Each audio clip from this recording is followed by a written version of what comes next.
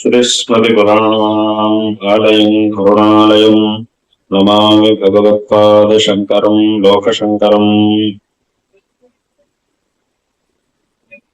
ಜಗದ್ಗುರು ಶ್ರೀ ಶಂಕರ ಭಗವತ್ಪಾದಾಚಾರ್ಯರು ನಮ್ಮ ಸನಾತನ ಹಿಂದೂ ಧರ್ಮವನ್ನು ಉದ್ಧಾರ ಮಾಡಿ ಎಲ್ಲರಿಗೂ ಸನ್ಮಾರ್ಗವನ್ನು ಉಪದೇಶ ಮಾಡಿದಂತಹ ಮಹಾಪುರುಷರು. ಇವತ್ತಿನ ದಿವಸ ನಮ್ಮ ಧರ್ಮವು ಶಂಕರಾಚಾರ್ಯರ ಅವತಾರವಾದ ನಂತರವೂ ಇಷ್ಟು ಶತಮಾನಗಳಲ್ಲಿ 12 ಶತಮಾನಗಳಲ್ಲಿ 1200 ವರ್ಷಗಳಾದರೂ ಈ 12 ಶತಮಾನಗಳಲ್ಲಿ ಅನೇಕ ವಿಧವಾದಂತಹ ಆಕ್ರಮಣಗಳನ್ನು ನೋಡ್ತಾ ಇದ್ದರು. ಇವತ್ತಿಗೂ ಈ ಧರ್ಮ ಅನ್ನೋದು ಇಷ್ಟು ದೃಢವಾಗಿ ನಿಂತಿದೆ ಅಂತಂದ್ರೆ ಅದಕ್ಕೆ ಶಂಕರ ಭಗವತ್ಪಾದಾಚಾರ್ಯರು ಮಾಡಿದಂತಹ ಧರ್ಮ ಸಂಸ್ಥಾಪನೆ ಅನ್ನುವುದು ಕಾರಣ.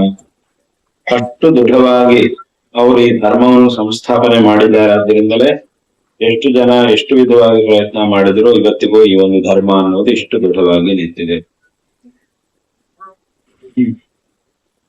ಅವರು ಅದ್ವೈತ ತತ್ವವನ್ನು ಉಪದೇಶ ಮಾಡಿದ್ದಾರೆ.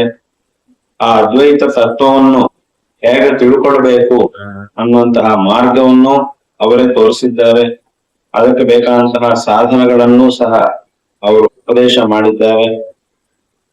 ಯಾವ ರೀತಿಯಲ್ಲಿ ಧರ್ಮ ಮಾರ್ಗದಲ್ಲಿ ನಾವು ಹೋಗಬೇಕು ಅನ್ನುವಂತಹ ವಿಷಯಗಳನ್ನು ಸಹ ಅವರು ಉಪದೇಶ ಮಾಡಿದ್ದಾರೆ.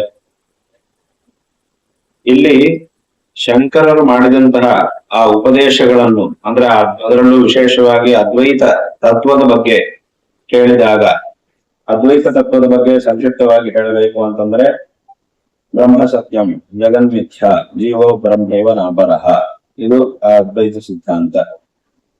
ಇದನ್ನು ಕೇಳಿದಾಗ ತುಂಬಾ ಜನರಿಗೆ ಪ್ರಶ್ನೆ ಬರುತ್ತೆ. ಏನು ಅನ್ನಂತಂದ್ರೆ ಇಲ್ಲಿ ಬ್ರಹ್ಮವನ್ನು ಸತ್ಯ ಅಂತಂದ್ರು, ಜಗತ್ತನ್ನು ಮಿಥ್ಯಾ ಅಂತಂದ್ರು, ಜೀವನನ್ನು ಬ್ರಹ್ಮ ಅಂತಂದ್ರು. ಇದೆಲ್ಲವೂ ನೋಡಿದಾಗ ಈ 3 ವಿಷಯಗಳನ್ನು ಇಲ್ಲಿ ಹೇಳಿದ್ದಾರೆ. ಇದನ್ನೆಲ್ಲವುದನ್ನು ನೋಡಿದಾಗ ನಮ್ಗಿದು ಅನುಭವಕ್ಕೆ ವಿರುದ್ಧವಾಗಿ ಅನಿಸ್ತಾ ಇದೆ. ಈ ಬ್ರಹ್ಮ ಅಂತಂದ್ರೆ ಆ ಬ್ರಹ್ಮ ಎಲ್ಲಿದೆ? ನಮಗೆ ಕಾಣುವುದಿಲ್ಲ, ನಮ್ಮ ಕಣ್ಣೆ ಕಾಣುವಂತಹದ್ದಲ್ಲ, ನಮ್ಮಿಂದ ತಿಳಿಯಲ್ಪಡ್ಲಿಕ್ಕೆ ಸಾಧ್ಯವಾಗ್ತಾ ಇಲ್ಲ. ಆದ್ರಿಂದ ಯಾವುದು ನಮಗ್ ಕಾಣ್ತಾ ಇಲ್ವೋ ಅಂತಹ ಬ್ರಹ್ಮವನ್ನು ಸತ್ಯ ಅಂತಂದ್ರು. ಸರಿ, ಅದೇನ್ ಬೇಕಾದ್ರೂ ಇರ್ಲಿ, ಈ ಪ್ರಪಂಚವನ್ನು ನಾವು ನೋಡ್ತಾ ಇದ್ದೀವಿ, ಇಷ್ಟೆಲ್ಲ ವ್ಯವಹಾರಗಳನ್ನು ಮಾಡ್ತಾ ಇದ್ದೀವಿ, ಇದನ್ನು ಮಿಥ್ಯಾ ಅಂತ ಹೇಳ್ಬಿಟ್ರು. ನಮ್ಗೆ ಕಾಣದೇ ಇರುವಂತಹ ಬ್ರಹ್ಮವನ್ನು ಸತ್ಯ ಅಂತಂದ್ರು. ನಾವು ಇಷ್ಟೆಲ್ಲ ವ್ಯವಹಾರವನ್ನು ಮಾಡ್ತಾ ಇರುವಂತಹ ಪ್ರಪಂಚವನ್ನು ಮಿಥ್ಯಾ ಅಂತಂದ್ರು.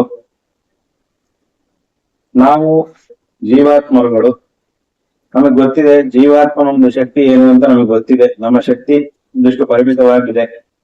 ಅಂತಹ ಜೀವನನ್ನ ಪರಮಾತ್ಮ ಅಂತ ಹೇಳಿದ್ದಾರೆ. ಪರಮಾತ್ಮನಿಗೆ ಸರ್ವಶಕ್ತಿಗಳು ಇವೆ. ಸರ್ವಶಕ್ತನಾಗಿರ್ತಕ್ಕಂತಹ ಪರಮಾತ್ಮ ಅಲ್ಪಶಕ್ತಿ ಉಳ್ಳಂತಹ ಜೀವ ಇಬ್ಬರನ್ನು ಒಂದು ಅಂತ ಹೇಳಿದ್ರು. ಅದರಿಂದ ಇದೆಲ್ಲ ಏನು? ಇದೆಲ್ಲ ತುಂಬಾ ವಿರುದ್ಧವಾಗಿದೆ ನೋಡ್ಲಿಕ್ಕೆ ಅಂತ ನನಗನಿಸ್ತಾ ಇರುತ್ತೆ. ಕೆಲವರಿಗೆ ನಾವು ಈ ಪ್ರಶ್ನೆ ಎಲ್ರಿಗೂ ಸಾಮಾನ್ಯವಾಗಿ ಈ ಸಿದ್ಧಾಂತ ಕೇಳಿದಾಗ ಆರಂಭದಲ್ಲಿ ನಮಗೆ ಈ ರೀತಿಯಂತಹ ಪ್ರಶ್ನೆಗಳು ಮನಸ್ಸಿನಲ್ಲಿ ಬರ್ತಾ ಇರುತ್ತೆ. ಅಂದ್ರೆ ಇದನ್ನು ಹೇಗೆ, ಇದು ಏನ್ ಸಿದ್ಧಾಂತ ಅಂತ ಅನಿಸ್ತಾ ಇರುತ್ತೆ. ಆದ್ರೆ ವಾಸ್ತವವಾಗಿ ಯಾವ್ದಾದ್ರೂ ಒಂದು ಸಿದ್ಧಾಂತವನ್ನು ನಾವು ಅರ್ಥ ಮಾಡ್ಕೊಳ್ಬೇಕು ಅಂತಂದ್ರೆ ಸುಮ್ನೆ ಮೇಲ್ಮೇಲೆ ಇರುವಂತಹ 2-3 ಮಾತುಗಳನ್ನು ಮಾತ್ರ ನೋಡಿದ್ರೆ ಅರ್ಥ ಮಾಡ್ಕೊಳ್ಳಿಕ್ಕೆ ಸಾಧ್ಯ ಆಗುವುದಿಲ್ಲ. ಅದರಲ್ಲಿ ಆಳವಾಗಿ ಇಳಿದು ಯಾವ ಅಭಿಪ್ರಾಯವನ್ನು ಇಟ್ಟುಕೊಂಡು ಈ ಪ್ರತಿಪಾದನೆಯನ್ನು ಮಾಡಿದ್ದಾರೆ ಅನ್ನುವುದನ್ನ ಸರಿಯಾಗಿ ವಿಚಾರ ಮಾಡಿ ತಿಳಿದುಕೊಂಡಾಗ ಮಾತ್ರವೇ ಆ ಒಂದು ತತ್ವದ ಮೂಲ ಏನು ಅನ್ನೋದು ನಮಗೆ ಗೊತ್ತಾಗುತ್ತೆ. ಸಾಮಾನ್ಯವಾಗಿ ನೋಡಿದರೆ ಇದೆಲ್ಲ ವಿರುದ್ಧವಾಗಿದೆ ಅಂತ ಅನಿಸುತ್ತೆ. ಸರಿಯಾಗಿ ಆಳವಾಗಿ ಅಧ್ಯಯನ ಮಾಡಿದಾಗ ಮಾತ್ರ ಅದನ್ನ ನಾವು ಪರಿಪೂರ್ಣವಾಗಿ ತಿಳಿದುಕೊಳ್ಳಲಿಕ್ಕೆ ಸಾಧ್ಯ ಆಗುತ್ತೆ. ಹೇಗೆ? ಇಷ್ಟೆಲ್ಲ ಹೇಳ್ತಾ ಇದ್ದಾರೆ, ಸರಿ, ಈ ರೀತಿಯಾಗಿ ಹೇಳಿದ್ದು ನಮಗೆ ಸಾಮಾನ್ಯವಾಗಿ ನೋಡಿದಾಗ ಇದೇನೋ ವಿರುದ್ಧವಾಗಿದೆ ಅಲ್ವಾ ಅಂತ ಅನಿಸ್ತಾ ಇದೆ. ಒಬ್ಬ ಸಾಮಾನ್ಯ ಆಗಿರ್ತಕ್ಕಂತಹ ವ್ಯಕ್ತಿಗೆ ಇದು ವಿರುದ್ಧವಾಗಿದೆ ಅಂತ ಅನಿಸ್ತಾ ಇರ್ಬೇಕಾದ್ರೆ ಇಷ್ಟೆಲ್ಲ ಗ್ರಂಥಗಳನ್ನು ರಚನೆ ಮಾಡಿದಂತಹ ಶಂಕರ ಭಗವತ್ಪಾದಾಚಾರ್ಯರಿಗೆ ಗೊತ್ತಿಲ್ವಾ ಇದೇನು ಈ ತರ ಹೇಳ್ಬಹುದಾ ಇಲ್ವಾ ಅನ್ನೋ ವಿಷಯ ಅವ್ರಿಗೆ ಗೊತ್ತಿರ್ಲಿಲ್ವಾ?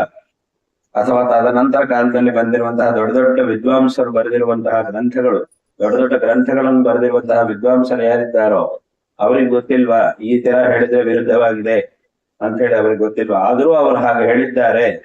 ಅದರೊಳಗೆ ವಿಸ್ತಾರವಾಗಿ ಇನ್ನೂ ದೊಡ್ಡ ದೊಡ್ಡ ಗ್ರಂಥಗಳನ್ನು ಸಹ ಅವರು ಬರೆದು ಈ ವಿಚಾರವನ್ನು, ಇದೇ ವಿಚಾರಗಳನ್ನು ಉಪದೇಶ ಮಾಡಿದ್ದಾರೆ ಅಂತಂದ್ರೆ ಅಲ್ಲಿ ನಾವು ತಿಳ್ಕೊಳ್ಬೇಕಾದ್ದು ತುಂಬಾ ಇದೆ ಅಂತ ಅರ್ಥ. ನಿಜವಾಗಲೂ ನಾವು ಕೇಳಿದಾಗ ಯಾವ ರೀತಿಯಾಗಿ ಇದು ವಿರುದ್ಧ ಅಂತ ಅನಿಸ್ತಾ ಇದೆಯೋ ಅದನ್ನು ಹಾಗೆ ಹೌದು ಇದು ವಿರುದ್ಧ, ಇದು ಸರಿ ಇಲ್ಲ ಅಂತ ಹೇಳಿ ನಾವು ಹೇಳುವುದಾದ್ರೆ ಆವಾಗ ಇಷ್ಟೆಲ್ಲ ದೊಡ್ಡ ದೊಡ್ಡ ವಿದ್ವಾಂಸರು ಇಷ್ಟೆಲ್ಲ ಗ್ರಂಥಗಳನ್ನ ಬರಿತಾ ಇದ್ರು. ಅದರಿಂದ ಏನಾಯ್ತು ಅಂತಂದ್ರೆ ಇದು ಕೇಳಿದಾಗ ಸಾಧಾರಣವಾಗಿ ಇದನ್ನು ಕೇಳಿದ ತಕ್ಷಣ ಏನೋ ವಿರುದ್ಧವಾಗಿದೆ ಅಂತ ಅನಿಸ್ತಾ ಇದೆ. ಆದ್ರೆ ಇನ್ನು ನಾವು ತುಂಬಾ ಆಳವಾಗಿ ಅಧ್ಯಯನ ಮಾಡಿ ತಿಳಿದುಕೊಳ್ಳಬೇಕಾಗಿದೆ ಅನ್ನುವುದು ಇದರ ಅರ್ಥ.